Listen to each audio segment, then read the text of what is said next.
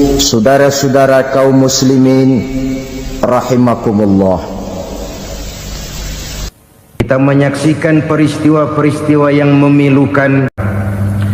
Pada jumpa kita kali ini, tanpa bermaksud untuk mencari kambing hitam dari bencana yang kita hadapi, saya ingin menyampaikan sebuah hadis yang diriwayatkan oleh Imam At-Tabarani dari Ibnu Abbas, bahwa Rasulullah sallallahu alaihi wasallam bersabda, khamsun bi khamsin, ada 5 perkara yang dapat menimbulkan 5 macam bencana. Mari kita renungi hadis ini satu demi satu sebagai bahan introspeksi buat kita semua dalam menghadapi bencana yang tengah berlaku sekarang ini. Yang pertama, ma naqasa qaumul ahda illa sullita alaihim aduwwuhum. Apabila suatu kaum sudah mengingkari janjinya, maka mereka pun akan dikuasai oleh musuh-musuh mereka.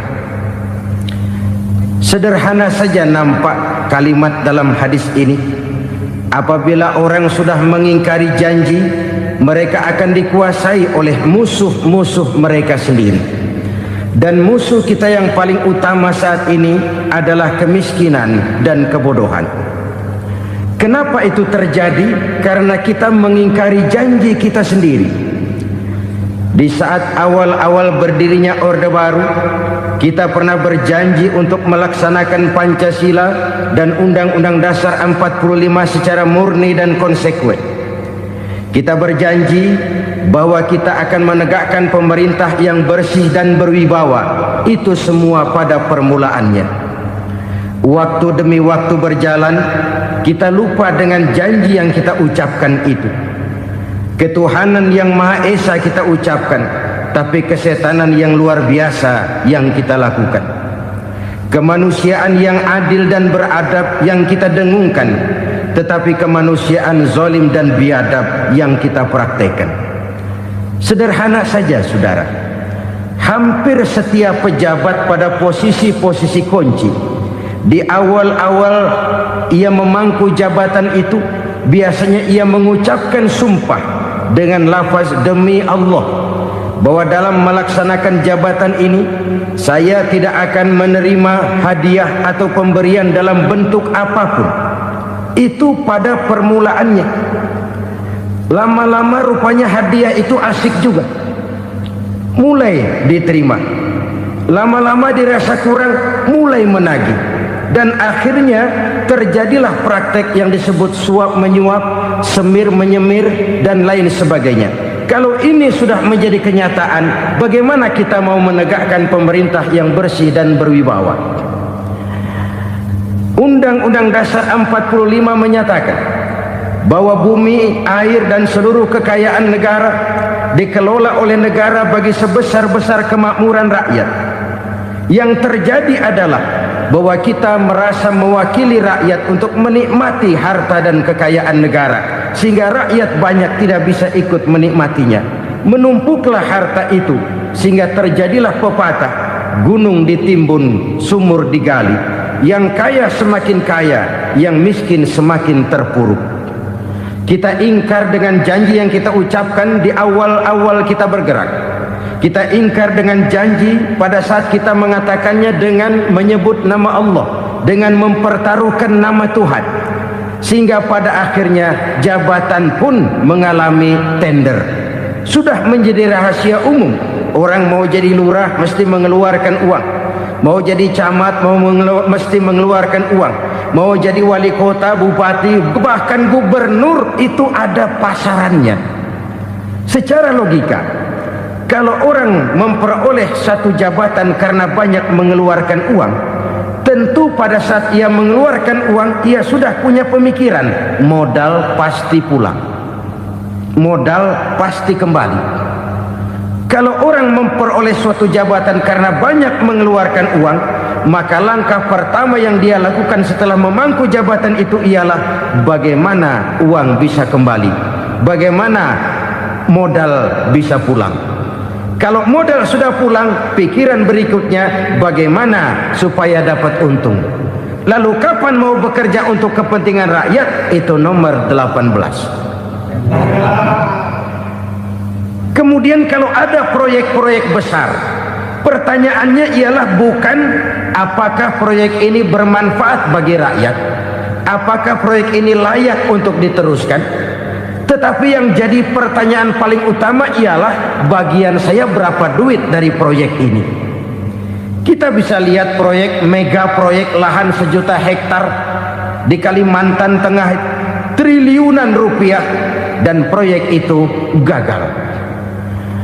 SD Inpres bulan ini diresmikan, bulan depan retak. Jembatan-jembatan bulan ini gunting pita, bulan depan runtuh. Kita ingkar dengan janji. Kita berkata kita bekerja untuk kepentingan rakyat, tapi kita tidak pernah mengenal rakyat itu. Apabila suatu kaum sudah mulai mengingkari janji, maka mereka akan dikuasai oleh musuh-musuh mereka. Akibatnya tersusunlah barisan-barisan sakit hati yang makin lama makin menjadi bola salju, menggelinding membesar, dan kemudian terjadilah hal-hal yang tidak kita inginkan lagi. Apabila suatu kaum sudah mengingkari janji, maka mereka akan dikuasai oleh musuh-musuh mereka. Ini penyebab bencana yang pertama. Kita tidak konsekuen. Tadinya kita dengan lantang teriak-teriak berantas korupsi, ganyang korupsi. Pada waktu kita belum mendapat kesempatan. Setelah kita naik punya kesempatan, rupanya korupsi enak juga dirasa. Terjadi pergeseran nilai, orang luntur, kehilangan idealisme awal.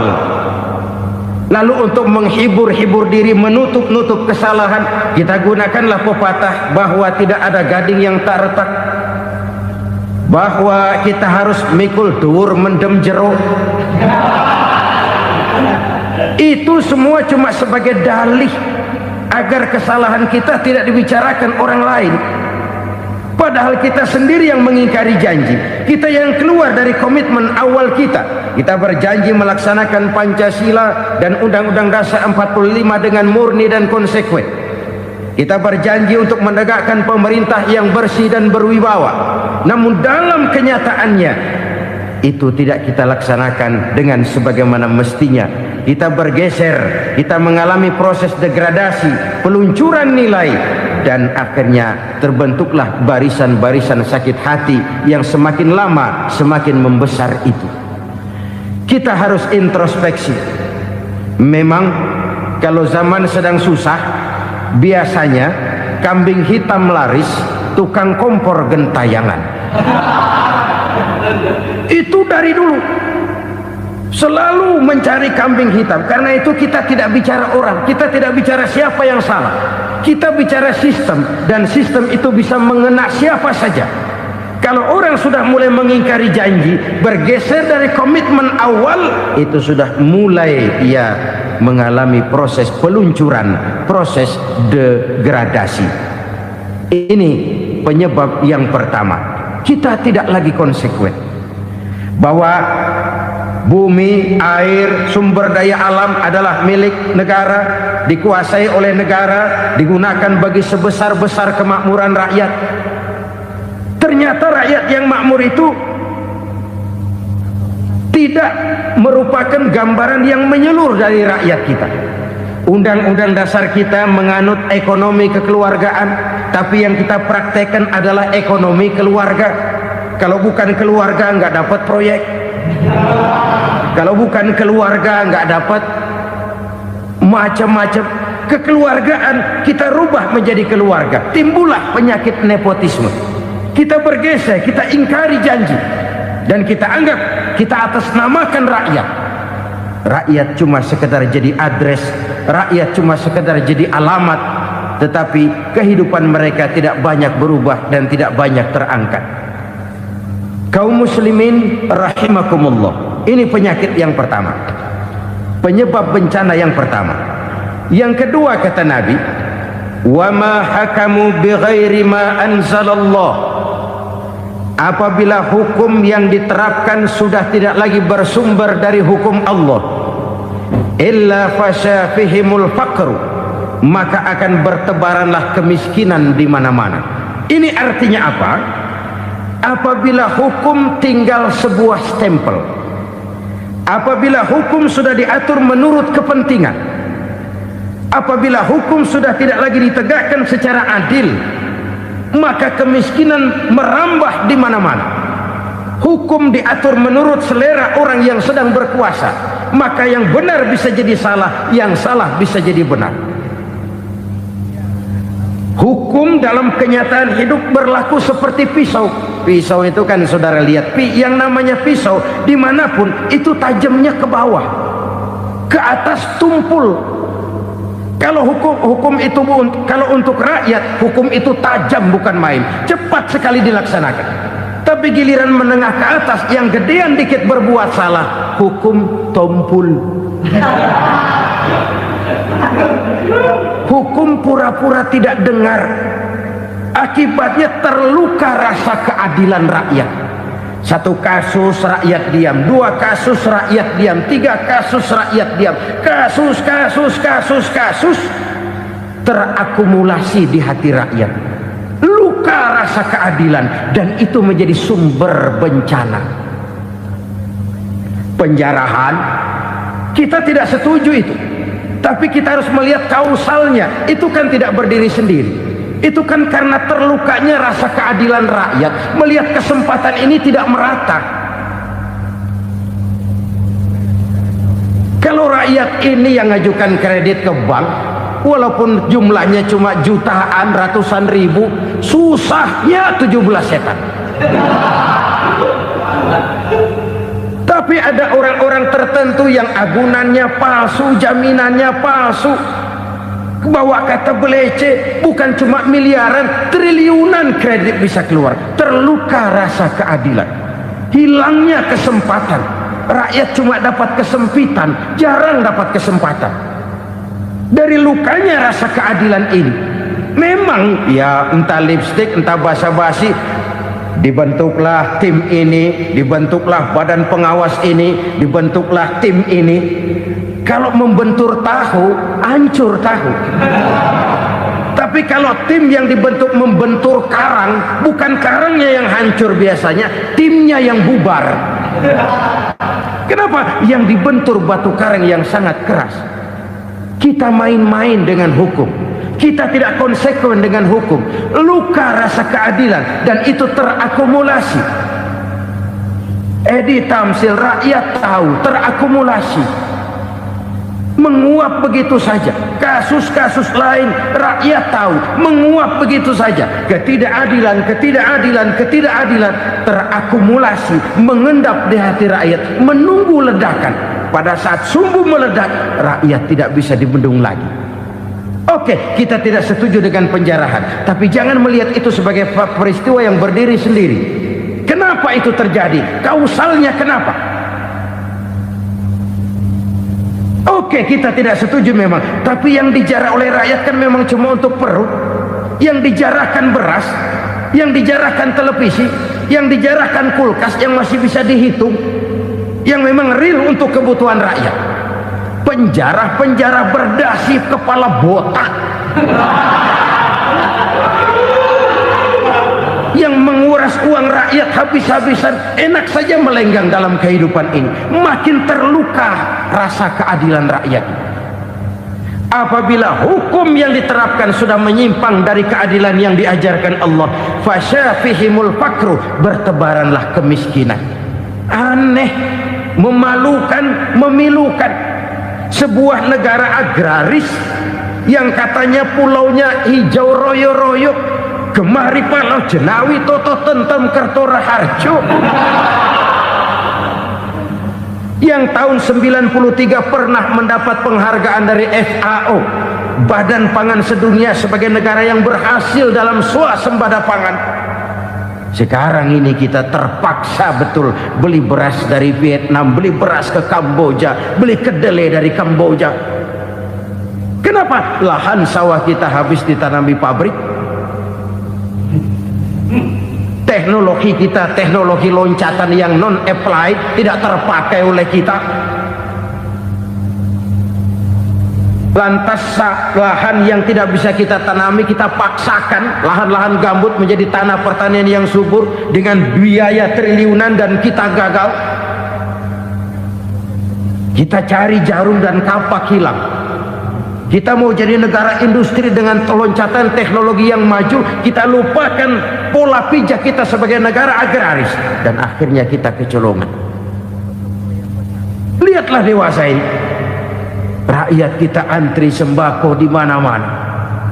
Di sebuah negara agraris, ketidakadilan melahirkan kemiskinan, kemiskinan moral dan kemiskinan material. Kemiskinan moral, rakyat nggak percaya lagi sama pejabat. Rakyat mengalami krisis figur. Orang alah lu ngomong dah sama ember.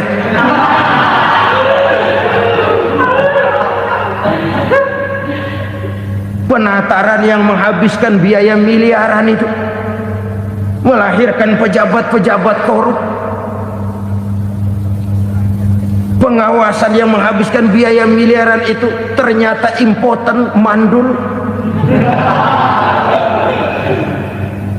Kemiskinan moral. Jujur saya berkata, saudara-saudara, setelah pintu reformasi dibuka, itu yang masuk memang macam-macam.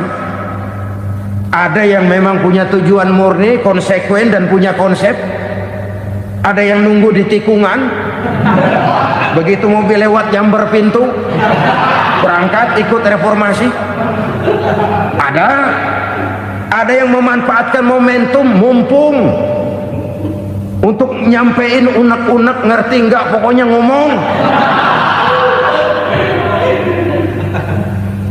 Sehingga keadaan semakin rancu, kebingungan semakin menjadi-jadi, masalah yang paling urgen tidak terselesaikan. Sekarang ini orang berpikir mendingan jadi pala ular daripada jadi buntut macan. Buntut macan memang hebat macan, tapi kalau buntutnya cuma ugel-ugel di belakang buat apa? Mendingan jadi pala ular, kecil juga nyaplok. Artinya ya biar kecil juga kalau punya partai kan gagah. Lalu rame-rame bikin partai kayak bikin arisan. Orang makin mengalami dislokasi.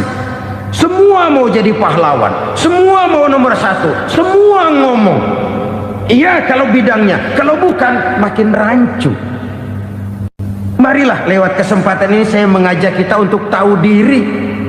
Biarkan politisi ngomong politik, biarkan ekonom menata ekonomi, biarkan praktisi bicara soal hukum, biarkan rakyat munajat, istighfar, mohon pertolongan Allah. Tahu diri kita. Kalau memang ayam, kukuruyuk aja dah. Kalau memang kucing, ayo ngeong. Kalau kambing, silahkan ngembe.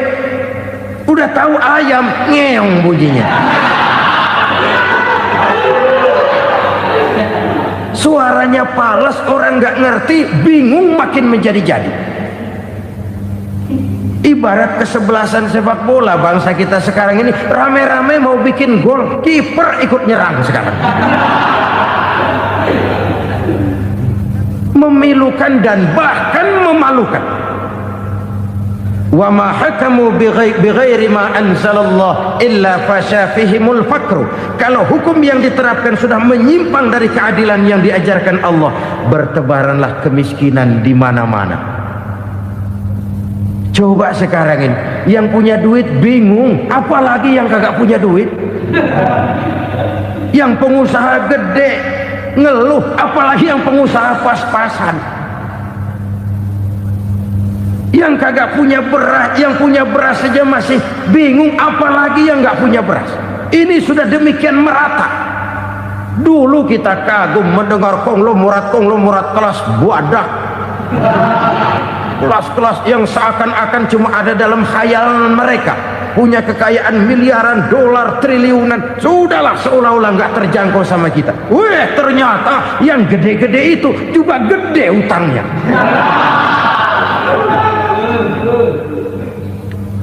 dan rontok satu demi satu. Ternyata rakyat selama ini cuma dialamatkan, cuma dijadikan address.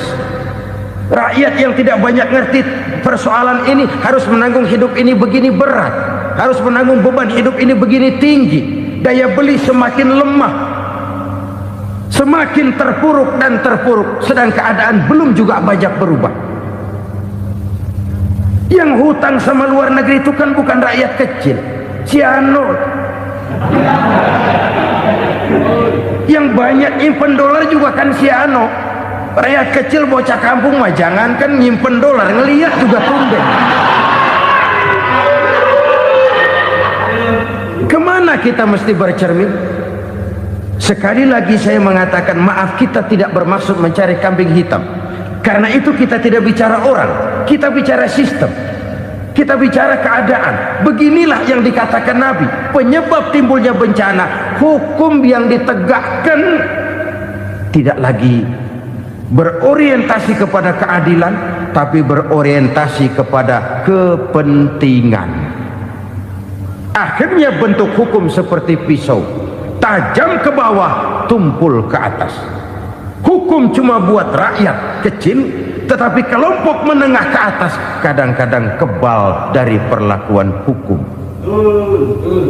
Maka bertebaranlah kemiskinan. Iya, kemiskinan moral berupa lukanya rasa keadilan. Kalau rasa keadilan terluka, orang kan nunggu kesempatan, saudara. Iya, dia nggak bisa ngomong, iya dia nggak sanggup action, iya dia nggak bisa tunjuk rasa, tapi hatinya kan kapan ada kesempatan, kapan ada waktu, tunggu.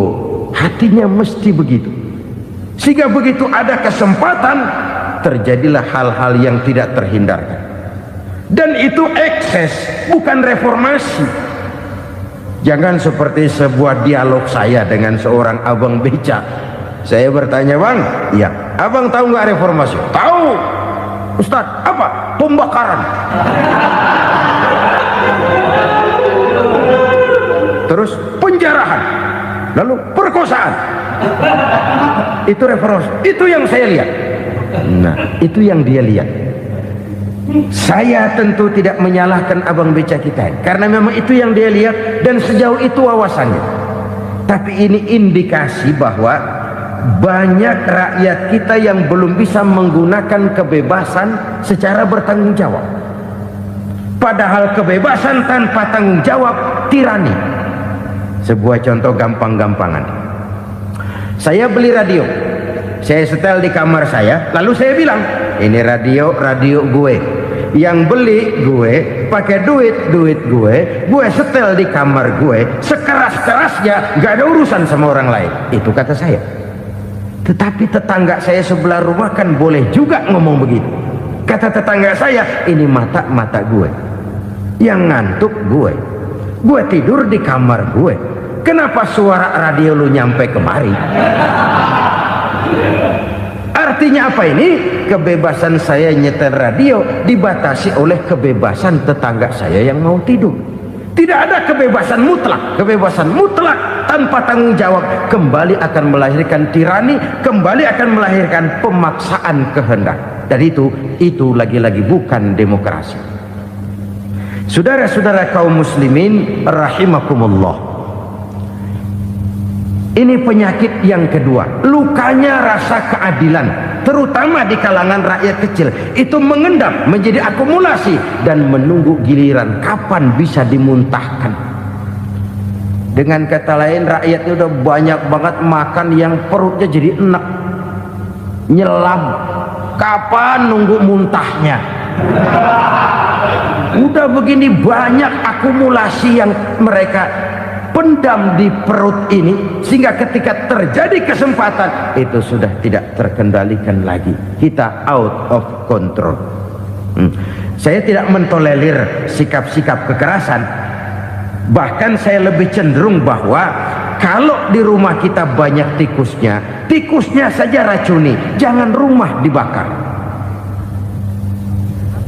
Bahwa ada korupsi, ya, ada kolusi, memang ada nepotisme, tentu. Tetapi tikusnya saja racuni, jangan rumah dibakar.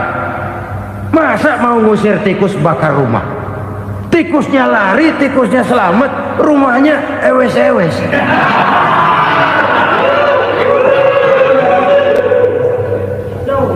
Tikus selamat, rumah nggak punya, masalah nggak terselesaikan dengan sebagaimana yang kita harapkan. Kita sepakat ini negara hukum, dan di hadapan hukum semua manusia itu sama. Itu prinsip yang diajarkan Allah. Al-musawat bainan nas fi takalifil ahkam. Semua manusia sama dalam berhadapan dekat dengan hukum Allah Subhanahu wa taala. Kalau hukum sudah pandang bulu, itu jelas yang enak yang banyak bulunya. Siapa yang banyak bulunya? Monyet. Kalau hukum pandang bulu, monyet keenakan. Saudara-saudara kaum muslimin rahimakumullah, introspeksi. Mari kita bercermin bagaimana perjalanan hukum selama ini. Kalau introspeksi ini kita temukan, lalu ada upaya untuk memperbaiki diri. Jangan menggunakan tak ada gading yang tak retak, mikul duwur mendem jero untuk menutup-nutupi kesalahan orang. Padahal kesalahan itu sedemikian besar. Padahal rakyat kita tiap hari antri sembako. Ada yang sehari sekali makan, ada yang makan sudah bercampur tiwul, ada yang nasi sudah dicampur pisang, balik jadi orok lagi. Macam-macam upaya rakyat untuk menangsal perut ini. Lalu rakyat ditenang-tenangkan, lebih baik puasa Senin Kemis sambil menghadapi krisis ekonomi. Kenapa rakyat yang disuruh puasa? Kenapa bukan pejabatnya yang puasa lebih dulu untuk kemakmuran rakyat? Kalau rakyat yang memang perutnya udah gepeng disuruh puasa, makin krempeng perutnya. Artinya pejabat harus punya sense of politik. Ya, tidak, puasa itu kan tidak cuma Senin Kemis saja. Puasa itu puasa perasaan, puasa menghargai perasaan yang sedang kondisi yang sedang dihadapi oleh rakyat.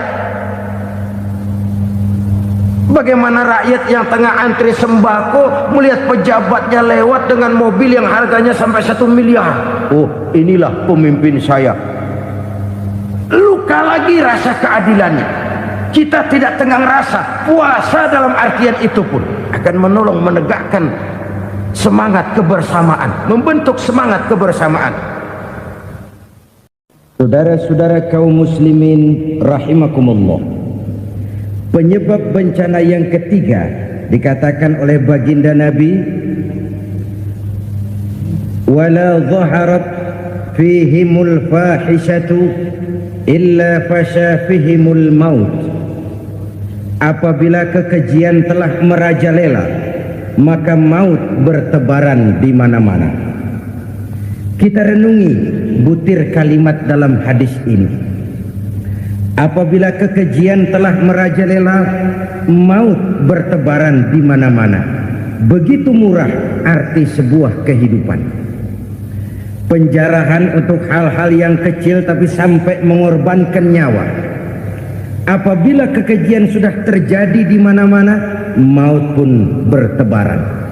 Maut dalam arti berpisah ruh dengan jasad, tapi juga maut dalam arti orang bisa mati karirnya, orang bisa mati usahanya, orang bisa mati kesempatannya karena perbuatan-perbuatan keji yang selama ini tidak terbendung. Lahirlah teori mafia. Siapa yang kuat dia yang berkuasa, siapa yang lemah dia menjadi mangsa. Proyek-proyek besar yang menang tender itu ya dari itu ke itu saja. Yang pengusaha-pengusaha tidak punya koneksi, tidak bisa bayar komisi, dapat proyek tetelan. Ada dagingnya dikit, namanya juga tetelan. Dagingnya sudah habis disantap oleh meja. sekian puluh meja dilalui, sekian puluh amplop dikeluarkan, sehingga yang akhirnya ya tinggal tetelan itu tadi. Maka kualitas pekerjaan pun sudah bukan lagi jadi masalah. Demikianlah mafia-mafia ini bermunculan di mana-mana. Di pengadilan terkenal mafia pengadilan. Hukum bisa dibeli, hukum bisa dipesan menurut kebutuhan sponsor. Mafia peradilan, mafia politik, mafia ekonomi, bahkan mafia agama yang menggunakan agama sebagai kedok, menggunakan agama sebagai dalih, menggunakan agama sebagai topeng untuk melancarkan maksud-maksud politiknya pun tidak tertutup kemungkinan. Apabila kekejian telah merajalela, maut bertebaran di mana-mana. Korupsi, kolusi, nepotisme itu bagian dari kekejian.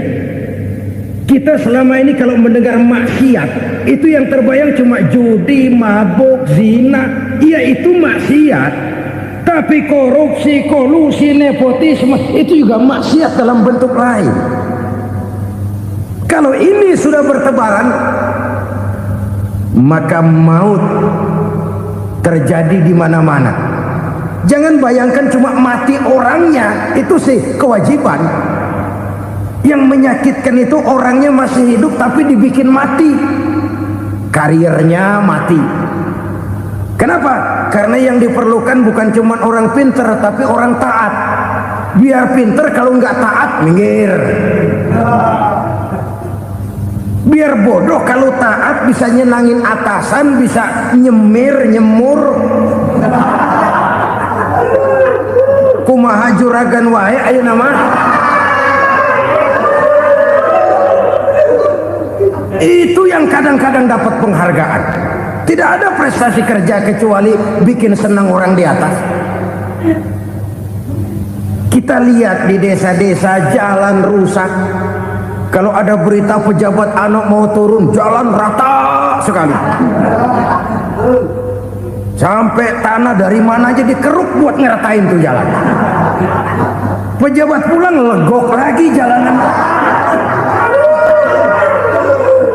Katanya kita kerja buat rakyat, nyatanya kita cuma melayani atasan. Kenapa? Terjadi lingkaran setan. Seperti kata lagu Dul Sumbang itu. Mahasiswa takut sama dosen, dosen takut sama dekan, dekan takut sama rektor, rektor takut sama menteri, menteri takut sama presiden, presiden takut sama mahasiswa. Lah muter balik lagi, lingkaran setan. Lingkaran setan. Saudara-saudara kaum muslimin rahimakumullah, kekejian yang merajalela, praktek-praktek mafia yang tertuang dalam kehidupan sehari-hari menyebabkan orang mati karirnya, jasad masih hidup, karir mati, itu menyakitkan. Mati bisnisnya. Rakyat kecil pernah senang ketika cengkeh booming, harganya bagus, rakyat banyak yang pergi haji. Lalu mau ditata, lahir tata niaga cengkeh, malah amburadul. Harga cengkeh jatuh, petani cengkeh kecil menjerit. Siapa yang untung? Segelintir orang. Masihkah kita pakai atas nama rakyat untuk kepentingan nasional, padahal yang nyanyi cuma segelintir orang? Masihkah kita mau bohongi rakyat ini dengan mobil nasional tapi bikinan Korea? Masihkah kita mau bermain verbalisme, bermain kata? Ini sebuah masa lalu yang tidak perlu terulang lagi untuk masa-masa yang akan datang. Kekejian merajalela, orang mati karir. Bisa mati usaha, mati bisnis. Usahanya maju, dirangkul, hancur. Usahanya maju, dipukul, hancur, tenggelam. Bahkan yang memilukan dan memalukan badan-badan usaha milik negara itu dikebiri sedemikian rupa sehingga tidak menghasilkan hal-hal yang bermanfaat buat negara. Saudara-saudara kaum muslimin rahimakumullah, kalau nafsu yang sudah mengatur itu semua, maka kekejian pun merajalela. orang sudah pakai teori mafia, yang kuat dia yang menang, yang kuat dia yang berkuasa, yang lemah silakan minggir di sudut-sudut kehidupan. Kalau kekejian seperti ini merajalela, maut bertebaran di mana-mana. Banyak orang mati karirnya, banyak orang mati usahanya, banyak orang mati imajinasinya. Sekarang ini dalam dunia seni yang banyak karyawan seni, bukan seniman. Seniman itu kan dilahirkan, lain seniman, lain karyawan seni. Sekarang yang banyak karyawan seni, bukan seniman. Mati karier, mati imajinasi, mati improvisasi. Sehingga kehidupan persis sinetron. Sinetron itu yang kita lihat rumah mewah, yang kita lihat rumah bagus. Gak pernah kita lihat di sinetron kita ini rakyat antri sembako. Kita dijejali hal-hal yang indah, yang wah, yang membuat kita tenggelam dalam gaya hidup instan, tenggelam dalam gaya hidup wah. Kita lupa dengan realitas keseharian di tengah-tengah masyarakat kita. Lahirlah kelompok-kelompok selebritis, dibesarkan oleh berbagai media. Selebritis pilek aja masuk koran, pilek.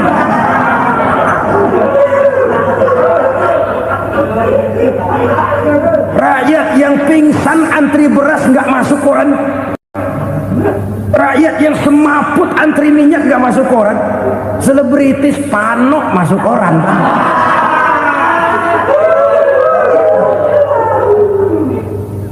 Kita besarkan hal-hal kecil, kita kecilkan hal-hal besar.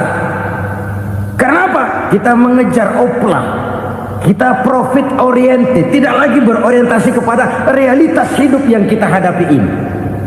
Kalau kekejian sudah merajalela, kata Nabi, maka maut bertebaran di mana-mana.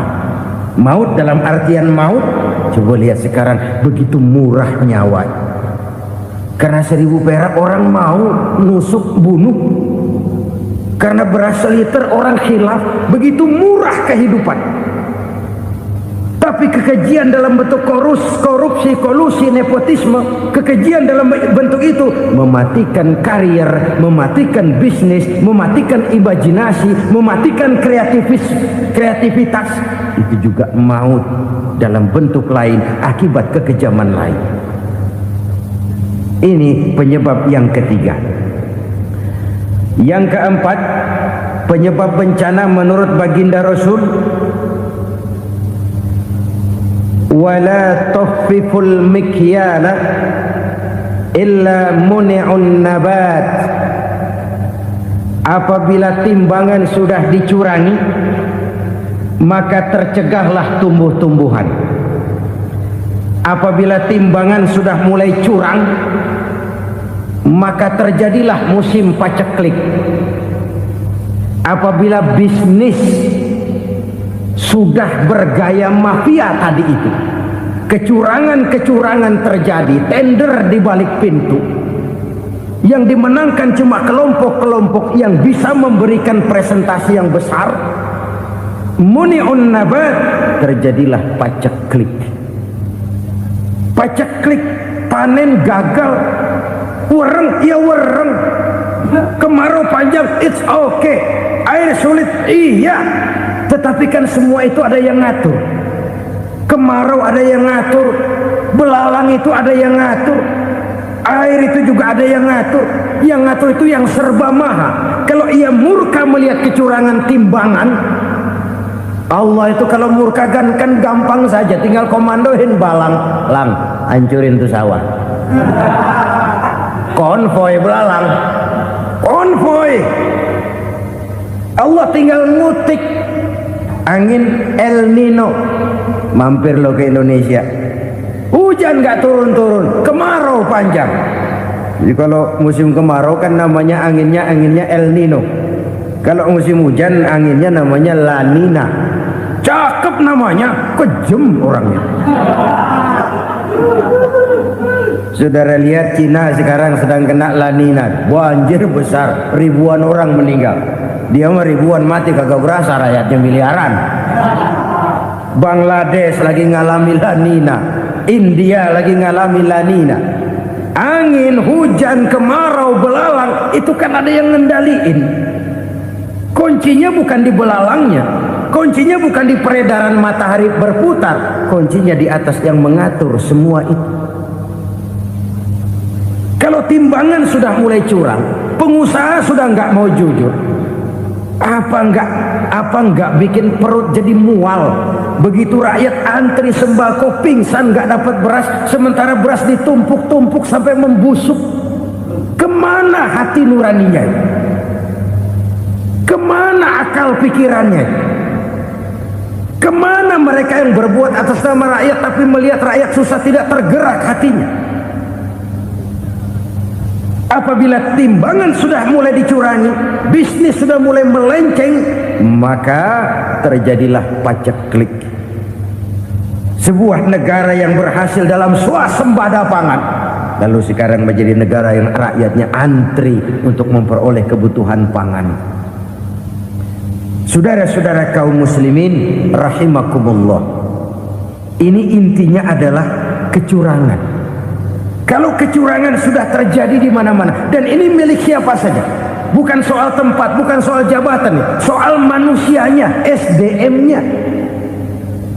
Kecurangan tidak cuma terjadi di kantor, di masjid bisa terjadi kecurangan.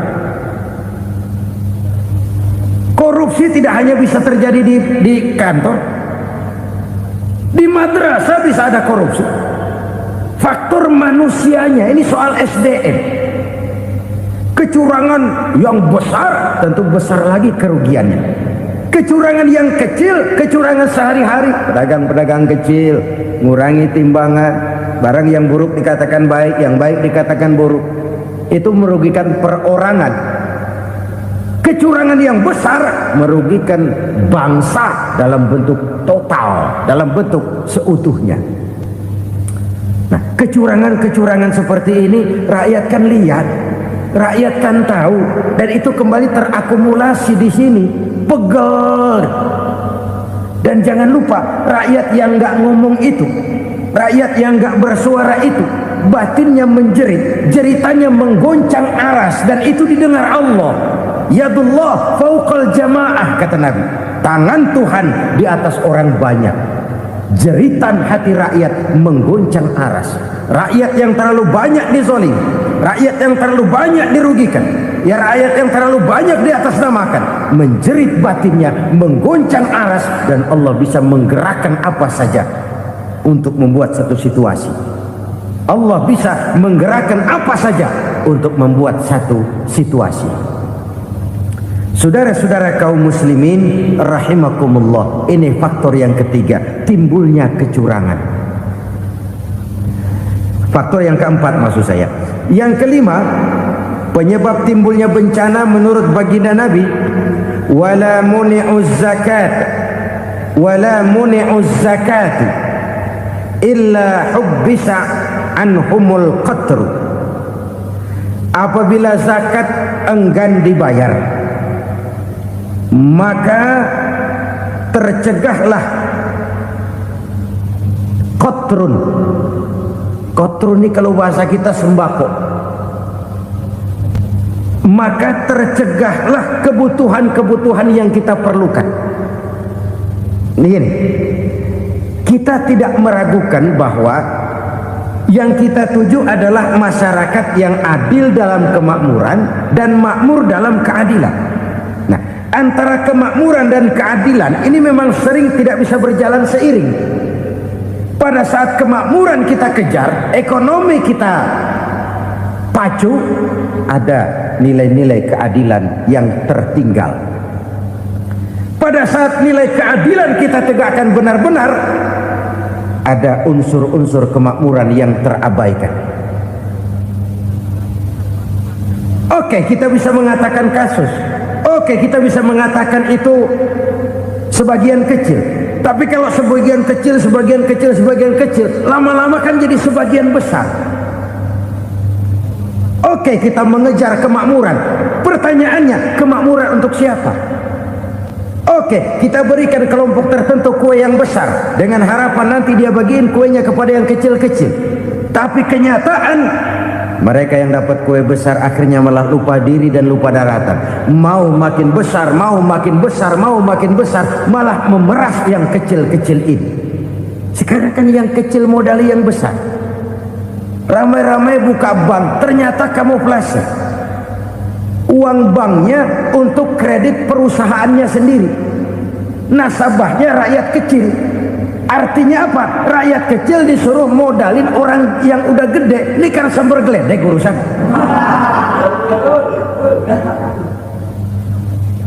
Ini kan permainan apa lagi? Rakyat kecil suruh modali yang gede. Nasabahnya rakyat kecil, kumpulkan uangnya di bank, kucurkan kredit kepada perusahaannya sendiri. Bukankah itu rakyat kecil suruh modali yang gede? Sudah begitu kejamkah kita untuk meraih keuntungan dengan mengorbankan orang kecil ini? Sudah tidak bicara lagi kah nurani kita melihat penderitaan orang yang semakin susah ini? Kalau zakat enggan dibayar, padahal zakat 2,5% saja, 2,5% saja. Kalau itu pun enggan, kalau zakat saja enggan, bagaimana pula yang namanya sedekah, bagaimana pula yang namanya infak, bagaimana pula yang namanya santunan, bantuan. Kadang-kadang lipstick nyumbang si nyumbang, cuman nyolongnya lebih gede. Ini namanya sumbangan lipstick. Buat lipstick itu kan buat ngumpetin bibir pucat. Itu fungsi utama lipstick. Buat ngumpetin korupsinya, nyumbang kegiatan-kegiatan sosial, tapi yang dia korup lebih gede dari yang dia sumbangin. Lipstick kamuflase, nepu kata anak sekarang.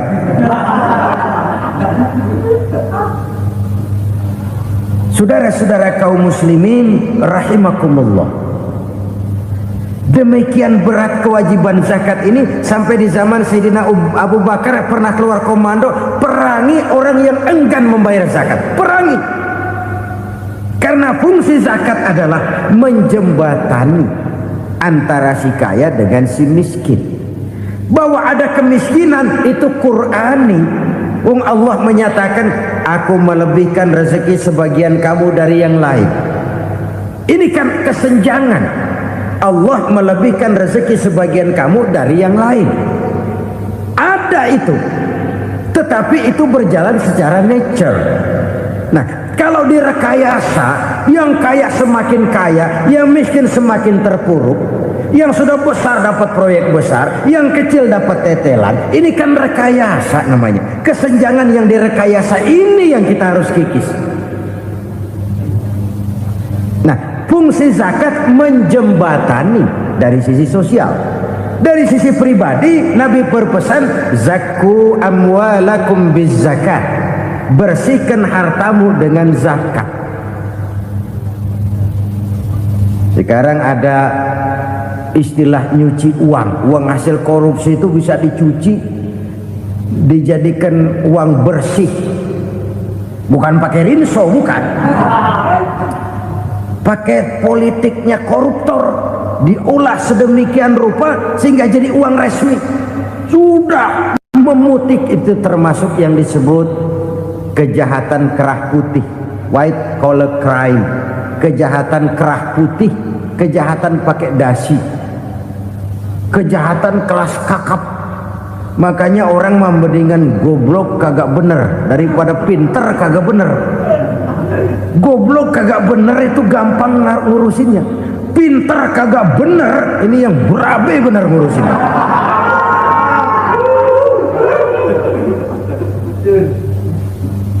Kita bukan cuma perlu orang pinter kok di zaman sekarang. Kita perlu orang-orang benar yang punya komitmen, yang sesuai kata dan perbuatan, yang bisa merasakan apa yang dirasakan oleh rakyat, yang punya sense of politik yang tinggi, yang peka, yang penuh keterbukaan, yang punya wawasan dan pandangan jauh ke depan.